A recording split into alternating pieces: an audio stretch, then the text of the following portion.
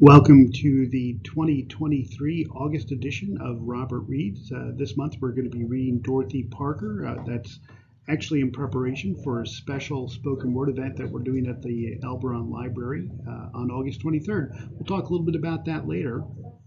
Again, August 2023, Robert Reads Dorothy Parker. We'll be reading her poem, Lines on Reading Too Many Poets.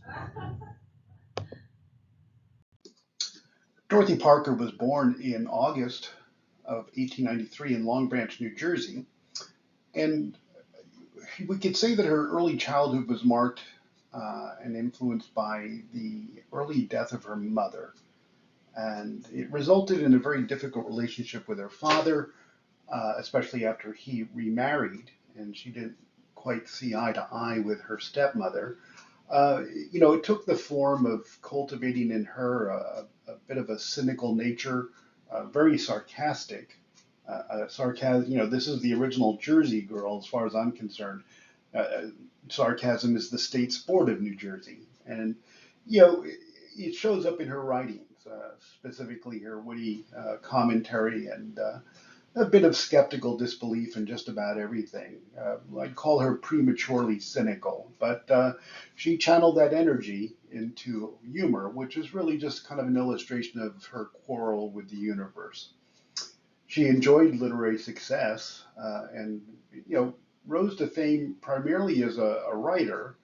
Uh, Notably, she also put out several volumes of poetry and was also a literary critic. Her what characterized her writings was that she was indeed, quite funny. Her wit kind of infused in everything she wrote.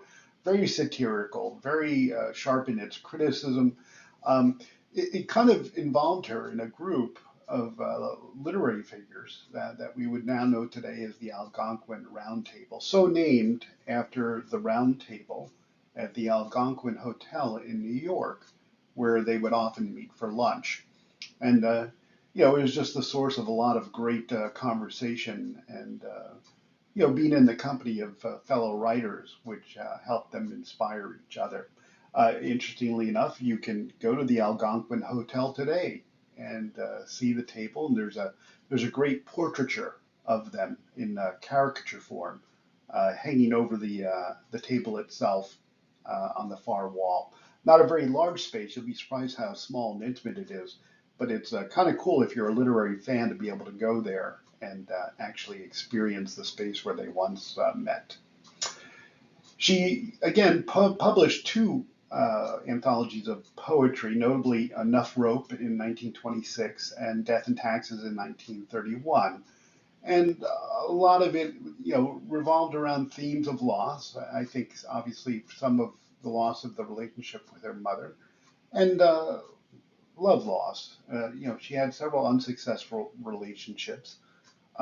Uniquely and notably, Dorothy Parker was married three times, but to two men. And let me explain that. She had married one man who's kind of fallen off into history. I can't recall his name at the moment, and the marriage didn't last long, just several years.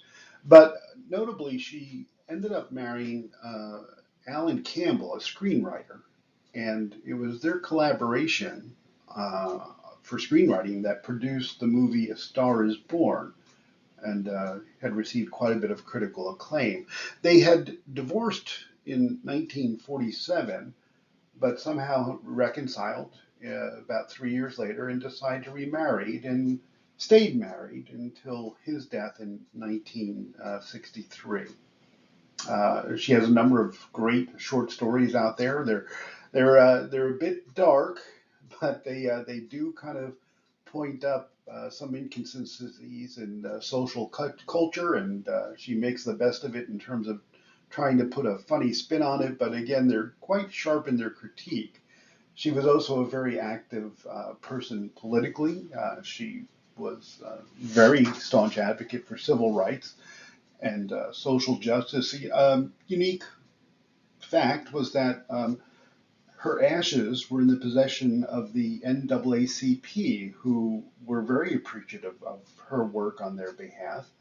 And They ultimately they gave up possession of the ashes, not knowing quite what to do when they were moving their headquarters, and ultimately was able to work with Parker's family and find a final resting place for her. Anyway, in short, her legacy will continue to inspire writers and intellectuals as it does today. I think a lot of it is quite timeless, or at least still, you read her work and it still feels somewhat contemporary, yeah, even in the 21st century. Uh, Again, notably for its biting humor, she had a very sharp intellect, and one has to admire her dedication to social justice. It's just as relevant it was in her time of living as it is today. Lines on Reading Too Many Poets by Dorothy Parker. Roses rooted warm in earth, bud in rhyme another age. Lilies know a ghostly birth, strewn along a patterned page. Golden lad and chimbly sweep, die and so their song shall keep. Wind that in Arcadia starts, in and out a couplet plays, and the drums of bitter hearts beat the measure of a phrase. Sweets and woes but come to print, que cum ita sint. Dorothy Parker, Lines on Reading Too Many Poets. Well, that was Dorothy Parker's Lines on Reading Too Many Poets. A really great piece. I know a good many of you are probably not familiar with the Latin phrase at the end, que cum ita sint. The English translation is just simply that being the case. So watch this again and insert that in English into it, and it becomes a bit funnier poem. Anyway, I hope you enjoyed it. We're going to be doing, as I said, a evening of the spoken word event in Elberon, and we're self-recording here today at the Elberon Library, which is why I have half the eye and face of my co-producer, Tara Sullivan here. I'm going to direct our cameraman to take a wider shot.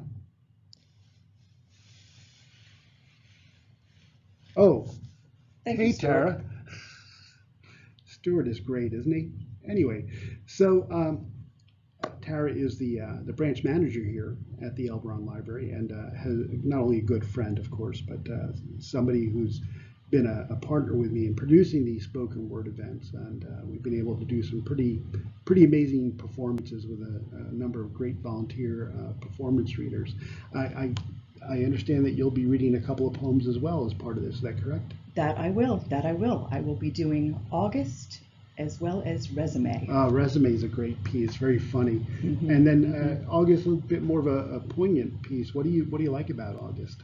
Oh, it boils down to the singular line of "Summer, do your worst." Indeed, and she kind of fleshes that out in the rest of the poem. Um, I'm excited that you're reading it. You're a very good reader, and as you know, we have a number of great other performance readers that you and I have worked with before, and excited to work with them again.